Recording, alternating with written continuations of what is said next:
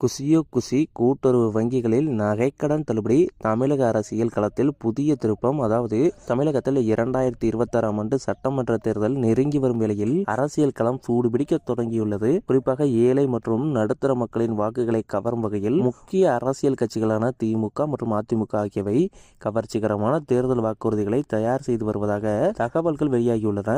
இதில் பொதுமக்களிடையே பெரும் எதிர்பார்ப்பை ஏற்படுத்தியுள்ளது நகைக்கடன் தள்ளுபடி குறித்த அறிவிப்பு தான். கடந்த தேர்தல்களில் 5 சவரன் வரையிலான நகைக்கடன் தள்ளுபடி அறிவிக்கப்பட்ட நிலையில் இந்த முறை கூட்டுறவு வங்கிகளில் 2 சவரன் வரையிலான நகைக்கடன்களை தள்ளுபடி செய்யும் புதிய வாக்குறுதியை இரு கட்சிகளுமே வழங்க திட்டமிட்டுள்ளதாக அரசியல் வட்டாரங்களில் பேசப்படுகிறது. ஏற்கனவே நடைமுறையில் உள்ள தள்ளுபடி திட்டங்களில் சில நிபந்தனைகள் மற்றும் குளறுபடிகள் இருப்பதாக புகார்கள் எழுந்த நிலையில் வரவிருக்கும் தேர்தலில் உடனடி தள்ளுபடி அல்லது குறைந்தபட்ச சவரன் தள்ளுபடி போன்ற அறிவிப்புகள் இடம்பெற வாய்ப்புள்ளதாக கூறப்படுகிறது. குறிப்பாக சிறு கடன் பெற்றவர்களுக்கு முன்னுரிமை அளிக்கும் வகையில் 2 சவரன் என்ற வரம்பு நிர்ணயிக்கப்படலாம் என எதிர்பார்க்கப்படுகிறது. தேர்தலுக்கு இன்னும் சில மாதங்களே உள்ள நிலையில் மக்களின் பொருளாதார சுமையை குறைக்கும் இந்த அறிவிப்பு குறித்த அதிகாரப்பூர்வ தகவல் வெளியாகி தங்களுக்கு மகிழ்ச்சி அளிக்கும் செய்தியாக அமையும் என இல்லத்தரசிகளும் விவசாயிகளும் ஆவலுடன் காத்திருக்கின்றனர்.